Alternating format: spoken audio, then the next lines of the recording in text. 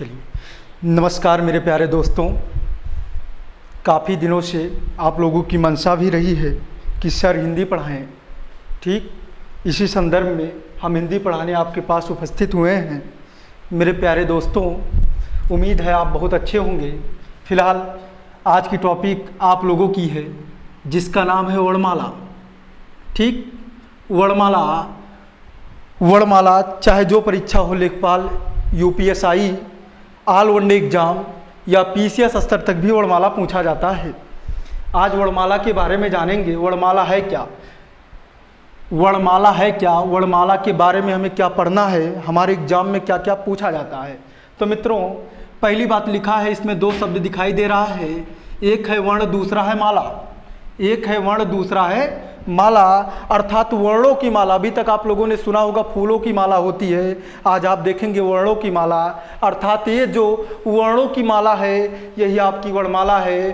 प्यारे मित्रों, व्याकरण में कहा जाता है कि व्याकरण के 3 पार्ट होते हैं, और जो 3 पार्ट होते हैं उसका नाम है, एक वर्ण, दूसरा शब्द और तीसरा मेरे भाई वाक्य होता है। एक वर्ण, दूसरा शब्द और तीसरा वाक्य होता है।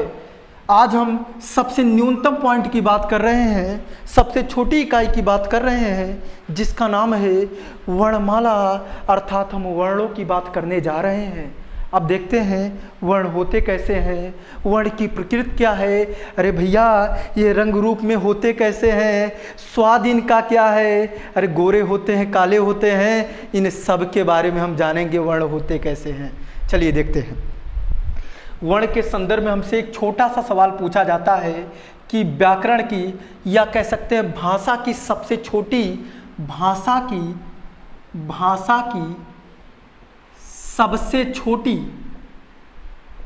सबसे छोटी इकाई या कह सकते हैं अंग कौन है। तो हम लोग जवाब देते हैं कि भैया भाषा की सबसे छोटी इकाई या अंग जिसका नाम वर्ण है। अर्थात क्या है, वर्ण है। प्यारे भाई, यही वर्ण है जो भाषा की सबसे छोटी इकाई है।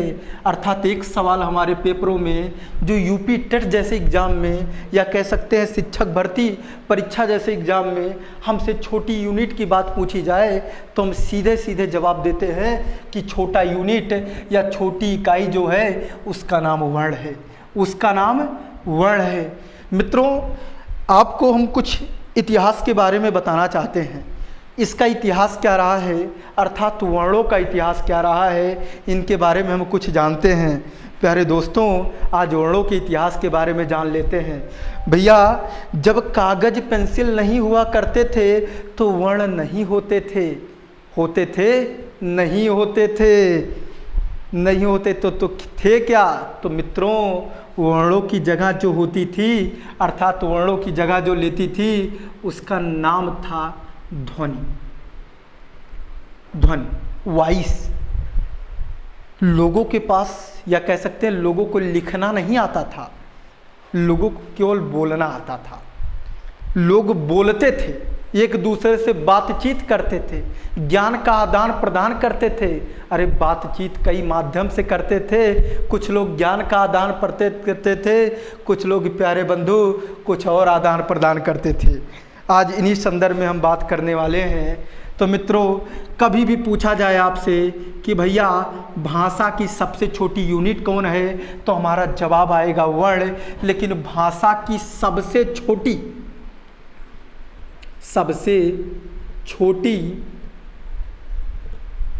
मौखिक इकाई कौन है, मौखिक इकाई, तो हमारा जवाब क्या आना चाहिए, ध्वनि। भाषा की सबसे छोटी इकाई अगर हो जवाब में तो आप जवाब देंगे वर्ण।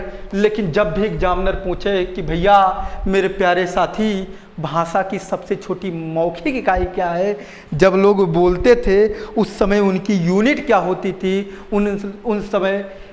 उस समय उन लोगों की सबसे छोटी इकाई क्या होती थी, तो हमारा जवाब होगा बोलने के आधार पे या मौखिकता के आधार पे उनकी सबसे छोटी इकाई होती थी जिसका नाम है ध्वनि। प्यारे मित्रों, इसका नाम ही ध्वनि है, अर्थात क्योंकि यह बोलने के आधार पे छोटा है या लिखने के आधार पे छोटा है, इसलिए हम क्या कह सकते हैं, इसको क्या कहते हैं प्यारे? भाषा की सबसे छोटी लिखित इकाई।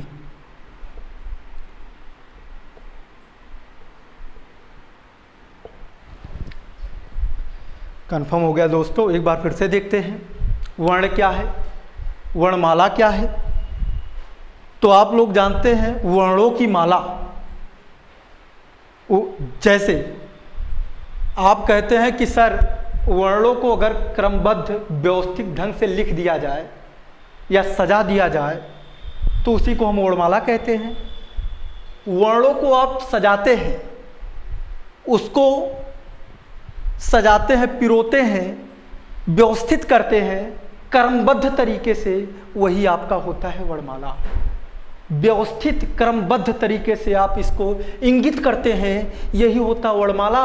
और इस व्यवस्थित क्रमगत को तरीकों को आजमाते हैं आप वर्ण से, इसलिए आप कहते हैं भाषा की सबसे छोटी यूनिट या छोटी इकाई या छोटा पार्ट, छोटा अवयव अर्थात छोटा अंग कौन सा है, तो हम जवाब देंगे वर्ण। लेकिन जब भी सवाल दूसरा घुमा के पूछेगा मित्रों भाषा की सबसे छोटी मौखिक इकाई कौन सी है, तो हम जवाब देंगे कि ध्वनि है। मौखिक इकाई क्या है, तो हम जवाब देंगे ध्वनि है।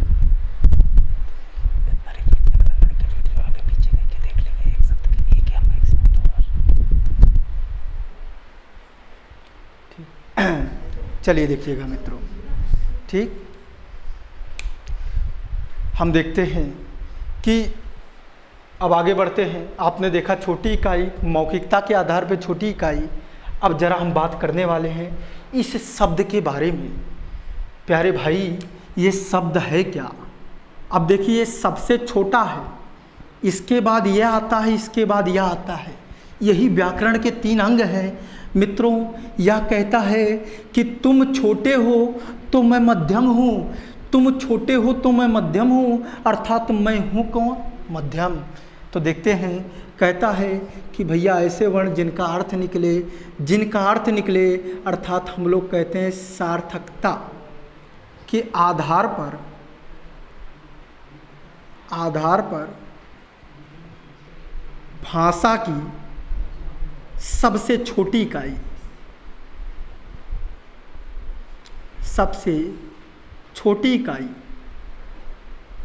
सार्थकता के आधार पे सबसे छोटी इकाई, जिसका नाम हो गया शब्द।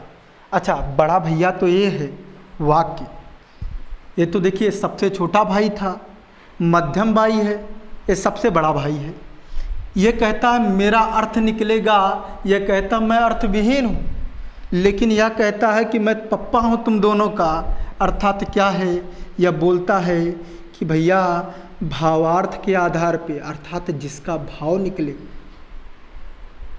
भावार्थ के आधार पर भाषा की सबसे छोटी इकाई है, सबसे छोटी इकाई है। चलिए देखते हैं भावार्थ। अभी तक हम कह रहे थे शब्द, रा बोले वर्ण था, माँ बोले वर्ण है, ठीक। हमने कहा राम, तो आपने कहा शब्द है।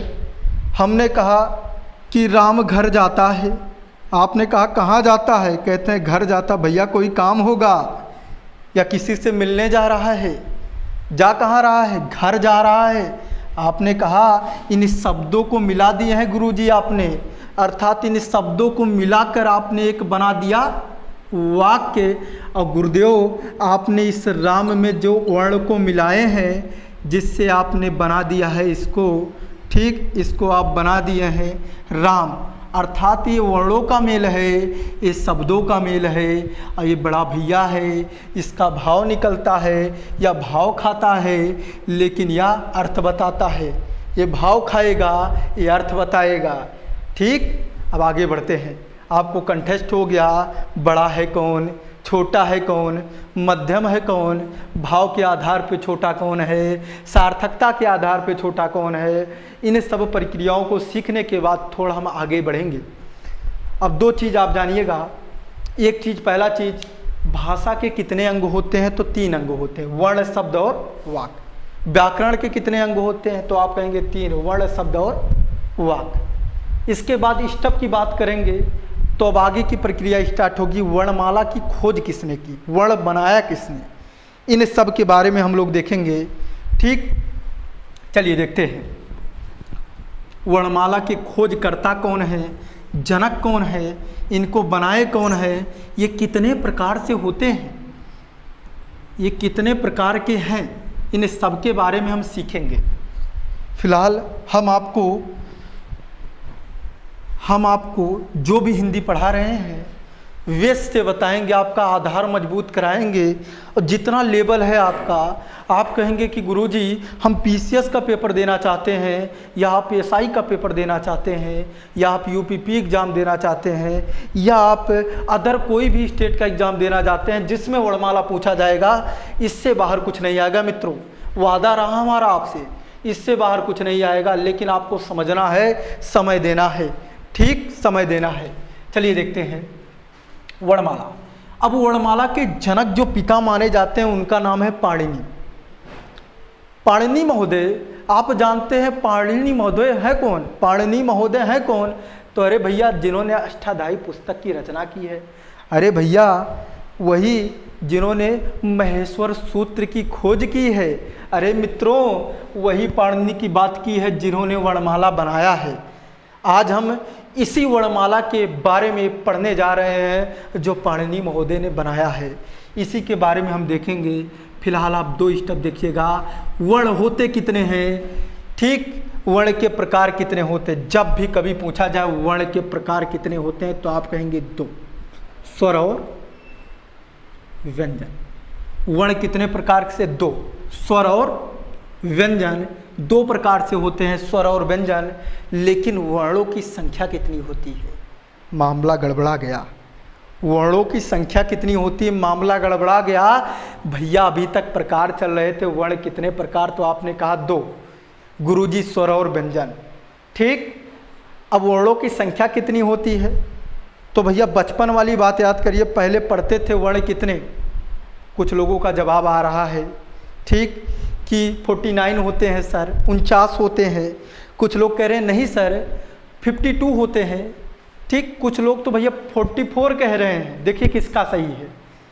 अब सही किसका है, इनके संदर्भ में हम देखते हैं। फिलहाल देखिएगा प्यारे भाई, अगर आपसे पूछा जाए वर्णों की संख्या कितनी है, इससे पहले आप इसके प्रकार में चले जाइए कि आपके स्वर कौन है, व्यंजन कौन है। स्वर कितने होते हैं, व्यंजन कितने होते हैं। भैया स्वर, वर मतलब दुल्हा, वर मतलब दुल्हा। आप कहा थे वर मतलब दुल्हा। शादी ब्याह भी छुपे हुए याद बा भैया लॉकडाउन में। ठीक, शादी ब्याह भी हो जा रहा है लॉकडाउन में। तो देखिएगा वर मतलब आप लोग जान गए हैं दुल्हा। इसके आगे आपने देखा कि केवल आधा सा लग गया है, आधा सा लग गया है और इसने इसकी प्रकृति ही बदल दी है। अब दुल्हा जो हो गया वो स्वतंत्र हो गया है, वर्ण स्वतंत्र हो गया मित्र। बंदिश में किसी के नहीं रहेगा, यह रहेगा अपने मर्जी का मालिक है, जिसका नाम है स्वर। कहता मैं स्वतंत्र हूँ, अर्थात एक बात स्वतंत्र। ठीक, दूसरा बात कोई सहायता नहीं, या लिख सकते हैं किसी की सहायता नहीं।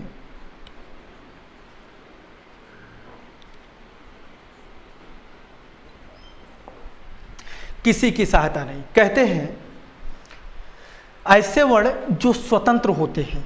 मित्रों आप लिख सकते हैं ऐसे वर्ण जो स्वतंत्र होते हैं, अर्थात जिन्हें किसी वर्ण की सहायता लेने की कोई आवश्यकता नहीं, मन मौजी होते, मस्त मौला होते। ठीक, दिल फेक इंसान होते, कह सकते हैं आशिक हैं। ठीक, लेकिन आशिक कैसा, गुलाम वाला ना है, स्वतंत्र। कहीं न ऐसन वर्ण जे स्वतंत्र हो, जो किसी की सहायता न लेते हो, वही होते हैं स्वर वर्ण। अब स्वर वर्ण किसी की सहायता नहीं लेते हैं, इनकी संख्या कितनी होती है? व्यंजन कौन होते हैं? तो व्यंजन मतलब होता है मित्रों जो स्वतंत्र नहीं होते हैं।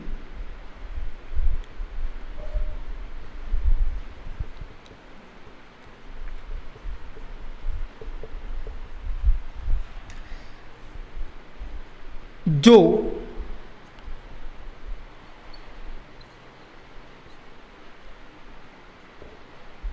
जिस वर्ण को उच्चारित करने के लिए किसी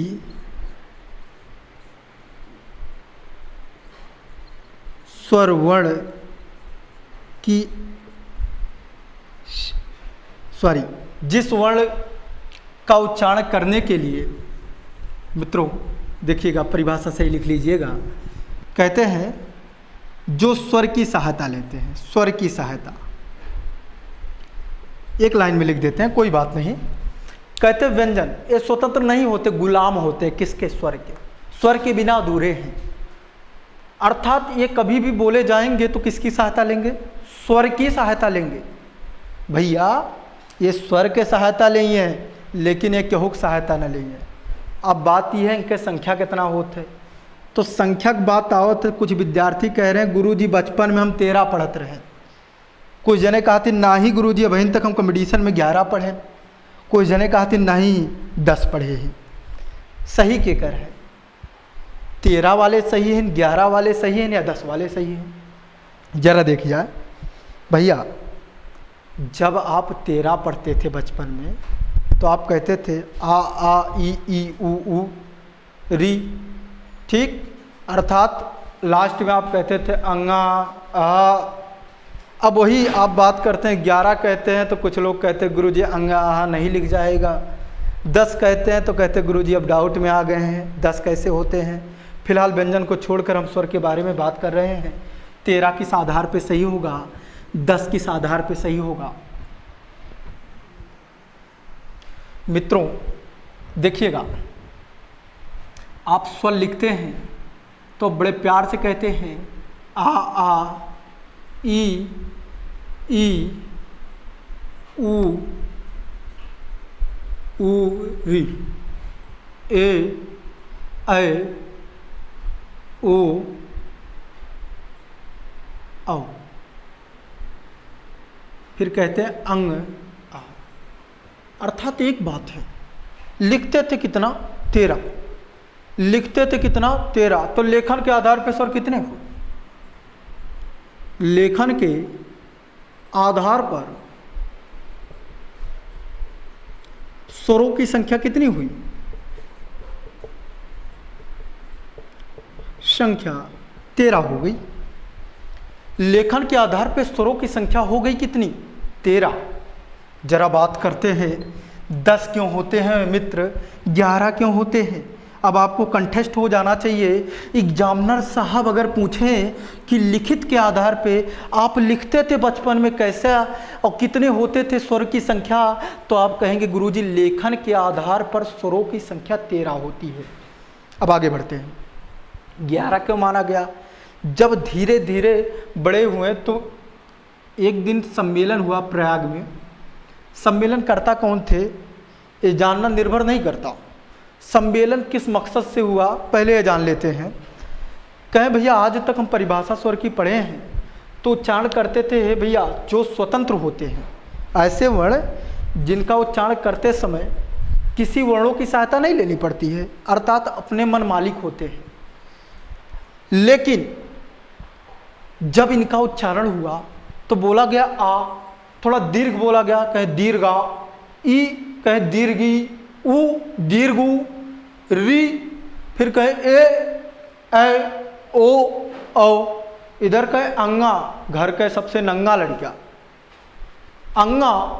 अब बोले आ, कहे बस करो, इसमें अंगा या नंगा सबसे बदमाश लड़का।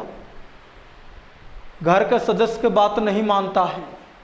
कहते हैं जब घर के सदस्य का बात नहीं माना तो इसको कहें सम्मेलन में बैठे कि भैया इसको बंटवारा कर दिया जाए, काम नहीं चलेगा। घर में रहेगा तो घर में रोज़ झगड़े होंगे, रोज़ ज़्यादा से ज़्यादा समस्याएं होंगी। इसको निकालो जल्दी से। क्यों? क्योंकि ये नंगा है, ये नंगा है, अंगा है। इसको हटाओ। आहा कर रहा है, हंस रहा है, आग लगा रहा है घर में, इसको हटा देते हैं। प्रयाग सम्मेलन में इसको हटाने का निर्णय लिया गया। प्यारे भाई, यह निर्णय जब लिया गया तो इसी को लोग कहे कि इसका नाम क्या रख देते हैं। तो कुछ बंधु बोले कि गुरुजी ये अंगा है, ये आहा है, गुरुदेव इसका नाम जो बना ये इसमें योग नहीं हो सकता। देखिए योग नहीं हो सकता इसलिए अयोग है, और इसको ढोने का काम अब नहीं हो सकता इसलिए इसका नाम क्या हुआ? अयोग हुआ। हे भैया, इसका जोड़ नहीं होगा, छोटा मतलब नहीं, अर्थात ही अयोग है और इसको अब नहीं ढोएंगे, नहीं काम चलेगा इसका, अर्थात इसका नाम है अयोग वाह। वर्ण बोलेंगे कहीं वाह, कहीं नाम क्या होगा इसका? अयोग वाह वर्ण, अयोग वाह वर्ण। एग्जामिनर महोदय कहते हैं नालायक लड़किवा कौन? कहीं ना अयोग वाह वर्ण, कहीं संख्या कैठी? दुठी। संख्या कैठी? दुठी है। वाह जियो मेरे शेर। 2। इधर बात करते हैं अंगा। अंगा की बात करते हैं। अंगा का क्या नाम मिला? कहीं भैया अयोग दुइये लड़का है, इन पहचानबा कैसे? कहीं एक ठीक जान ला नाव का है अनुस्वार। कहीं भैया एक ठीक अनुसार वाले रहे हमारे घर में, एक ठीक नालायक लड़की वाला होकर नाव का हो रहा, कहीं अनुस्वार है। कहीं एक ठीक कौन है? कहीं विसर्ग है, कहीं विसर्ग वर्ण है। कहीं बात बतावा, नालायक दुई लड़का बहन, एक ठीक अनुसार दूसरा विसर्ग। अनुसार जकरे ऊपर एक बिंदी, शीर्ष के ऊपर बिंदी, इसी बिंदी को हम लोग अनुनासिक कहते हैं। ये भैया इसी को हम लोग कहते हैं अनुसार बिंदु, इसी को लोग शीर्ष बिंदु भी कहते हैं। मित्रों इसको हम विसर्ग वाली बिंदी कहते हैं, जिसको हम पार्श्व बिंदु के नाम से जानते हैं, पार्श्व बिंदु के नाम से जानते हैं। यही सब होता है। ठीक सर, जिसको हम पार्श्व बिंदु के नाम से जानते हैं। फिलहाल आप लोग नोट करिए।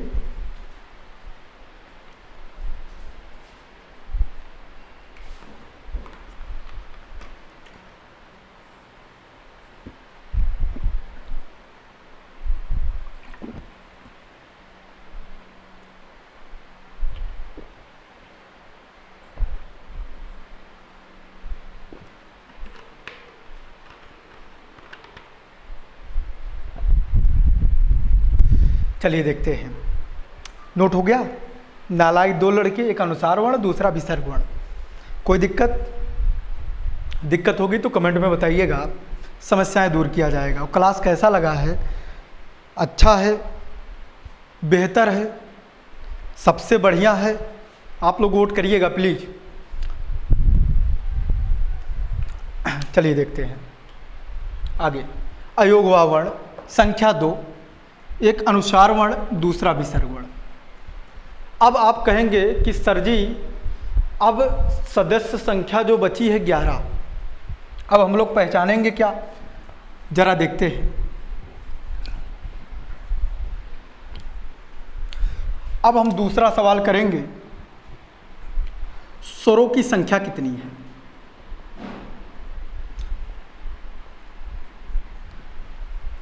स्वरों की संख्या कितनी है? 11। अरे भैया 2 निकल गए। कौन? नालायक, नक्कारा, खलनायक चले गए हैं। अब पूछा गया स्वरों की संख्या कितनी है, तो आप जवाब देंगे 11। लेखन के आधार पर पूछा जाए तो आप कहेंगे 13। 10 क्यों होते हैं? कहें भैया उच्चारण एक लय में, सुर में उच्चारण होना चाहिए। एक उच्चारण जो होना चाहिए एक लय में होना चाहिए। कहें आ फिर दीर्घ आ, ई फिर दीर्घी, ऊ या दीर्घु, सबका जोड़ा बन रहा, लेकिन ये नालायक बैठा हुआ है, ऋषि बैठा हुआ है, काम धंधा नहीं है इसको, अकेला है, परिवार से बाइकाट करो इसको, निर्बसिया है। ठीक, बाइक काट कह दो जल्दी से। चलो देखो, अब बाइक काट कौन आधार पे करबो, कहबो उच्चारण। उच्चारण के आधार पर स्वरों की संख्या।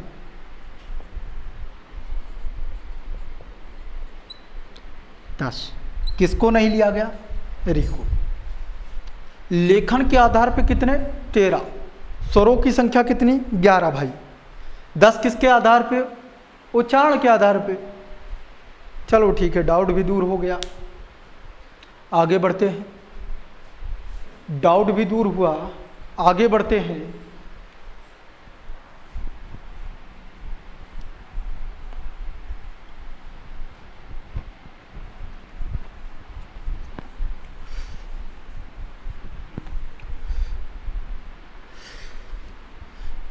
स्वरों की संख्या पता चल गई, वर्ण के प्रकार पता चल गए हैं। अब जिस संदर्भ में हम बात करने जा रहे हैं वह संदर्भ है क्या, उस विषय पर किस बात करेंगे, तो भैया हम करेंगे स्वरों की उत्पत्ति। सबसे मोस्ट पर स्वरों की उत्पत्ति, या कहेंगे या कह सकते हैं स्वरों का इतिहास क्या है। इतिहास क्या है, स्वरों का निर्माण क्या है, स्वरों का इतिहास, स्वरों की उत्पत्ति या स्वरों का उद्गम, कुछ भी लिख सकते हैं। उद्गम कह सकते हैं, स्वरों का इतिहास कह सकते हैं। इतिहास या कह सकते हैं स्वरों का आविर्भाव, जन्म कैसे हुआ, आजकल हम स्वर क्यों पढ़ते हैं, पैदा कैसे हुए हैं, इनके माता पिता कौन है, तो वर्ण के पिताजी हैं पाणिनि महोदय। अब जरा हम देखते हैं इनका उद्गम कैसे हुआ है। तो भैया पहले देखा गया उद्गम में कि हमारा बना जो उद्गम, जो नींव डाला गया, वो नींव पड़ा मूल स्वर के द्वारा। अब जरा मूल स्वर के बारे में जान लेते हैं मित्रों। मूल स्वर, आधार, बेस है कौन, तो बेस है हमारे 4, आ, ई, उ, यो, री। मूल स्वरों की संख्या कितनी? 4। ऑल वनडे एग्जाम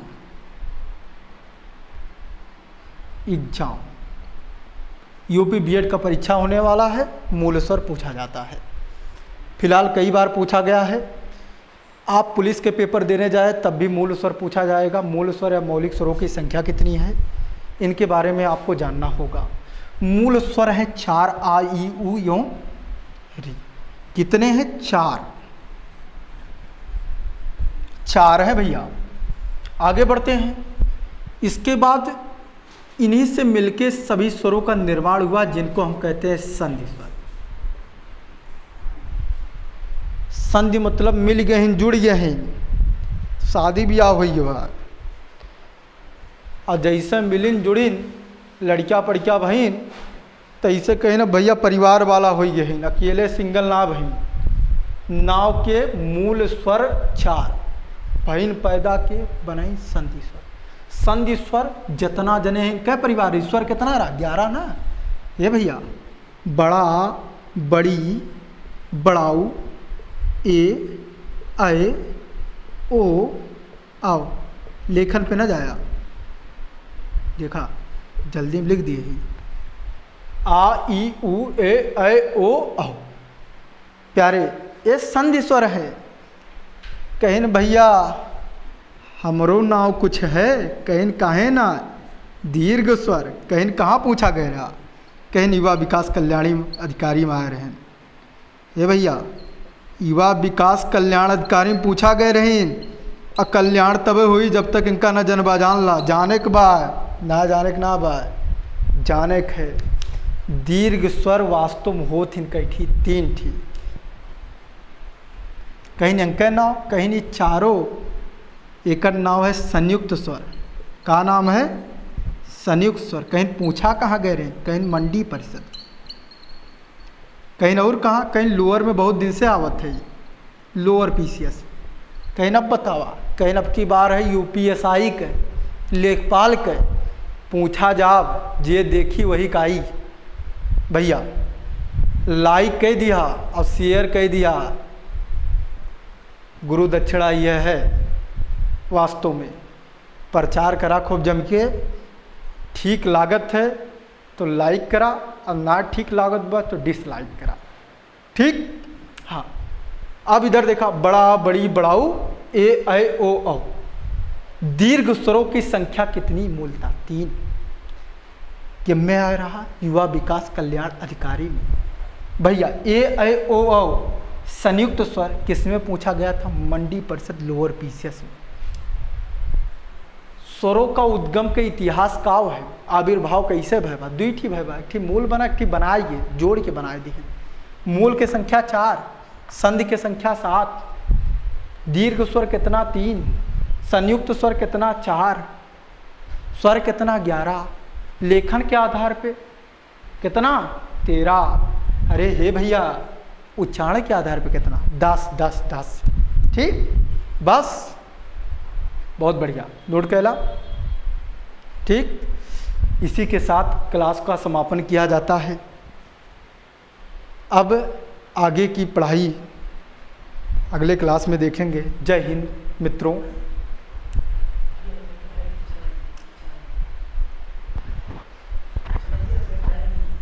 बोल दिए तो बढ़िया दिए।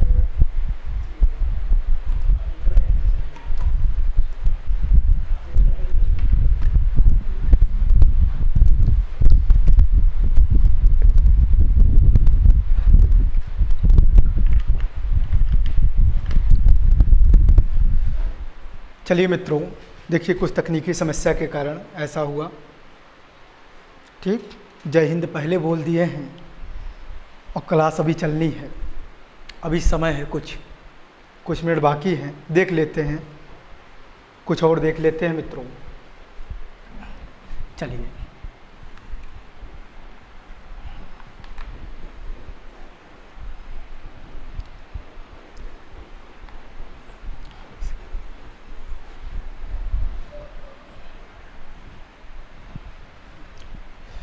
चलिए अब देखते हैं आगे क्या होता है, आगे की क्लास या आगे का चैप्टर क्या है। तो भैया हम करेंगे स्वरों का वर्गीकरण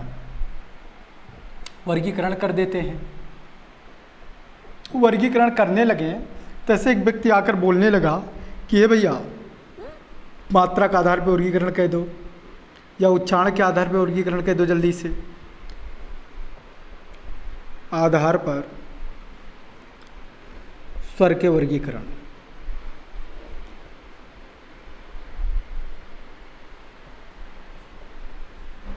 मात्रा उच्चारण के आधार पर स्वरों का वर्गीकरण।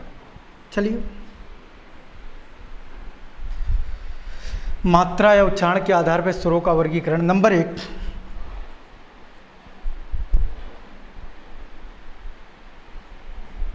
एक मात्रिक स्वर। दूसरा है, कहते हैं भैया द्विमात्रिक स्वर। तीसरा व्यक्ति कहता है कि भैया त्रिमात्रिक स्वर। अर्थात मात्रा के आधार पे 3, एक मात्रिक, द्विमात्रिक, 3 मात्रिक। एक मात्रा वाले कितने, जरा देखिएगा, एक मात्रा वाले कितने? तो कहें 4, कहीं जोने में एक मात्रा आ ई उ योम री। द्विमात्रिक संख्या कितना? कहीं 7, द्विमात्रा जे से मिलके बना बा संधि स्वर वाले। कहीं बड़ा, बड़ी, बड़ाऊ, ए ऐ ओ औ। कहीं और बतावा हालचाल। कहीं एक मात्रिक 4, द्विमात्रिक 7, त्रिमात्रिक। त्रिमात्रिक और त्रिमात्रिक की जब बात करते हैं तो 3 होते हैं। और मित्रों त्रिमात्रिक 3 कौन है? तो हम कहेंगे ऐसे लगा रहता है, ठीक, नहीं तो यस बना रहता है। ऐसे लगा रहता है, नहीं तो यस बना रहता है, जैसे कहते हैं ओम, ठीक, कहते हैं राम,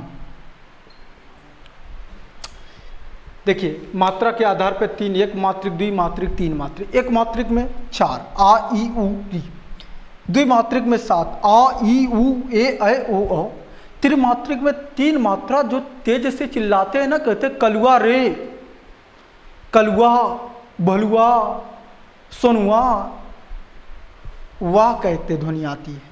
और जब भी लिखा रहेगा मित्रों तो 3 रहेगा, यस रहेगा, इस चिन्ह को हम लोग कहते हैं दीर्घ उच्चारण चिन्ह। ये 3 यस के फॉर्मेट में लगा रहता है, इसको दीर्घ उच्चारण चिन्ह। यह वैदिक संस्कृत में प्रयोग किया जाता था, भैया ध्यान रखना, वैदिक संस्कृत में इसका प्रयोग किया जाता था, या कह सकते हैं संस्कृत में प्रयोग किया जाता था। हिंदी में कोई प्रयोग नहीं है, लेकिन नाटक वाटक करने में या गाना वाना गाने में बड़े प्यार से लोग कहते हैं जितना जो आलाप लेगा उतना बढ़िया गाना होगा। कहते हैं राम श्याम। अब फिलहाल एक मात्रिक में हम आ जाते हैं तो 4 कहिए, ठीक। द्विमात्रिक की संख्या 7 कहिए। त्रिमात्रिक में आप 3 और यस लगा दीजिए, 3 और यस लगा दीजिए। अब हो गया। इसके बाद चलते हैं, देखिएगा एक मात्रिक को भी आपने पढ़ा आगे, इसको मूल स्वर भी कहते हैं, इसको लघु स्वर के नाम से भी जानते हैं। लघु मतलब छोटा भाई, लघु स्वर, बड़ा भैया दीर्घ स्वर, बड़ा भैया दीर्घ स्वर, इसी को हम लोग गुरु स्वर कहते हैं। लेकिन वास्तविक जो दीर्घ स्वर होते हैं वह 3 ही होते हैं, बड़ा, बड़ी, बड़ाऊ। और संयुक्त स्वर कितने होते हैं? 4 ए ऐ ओ औ, ठीक। इसी के साथ यह जो मात्रा उच्चारण के आधार पर वर्गीकरण था यह समाप्त हुआ। अब जरा देखते हैं प्रक्रियाओं पर, ध्यान रखते हैं।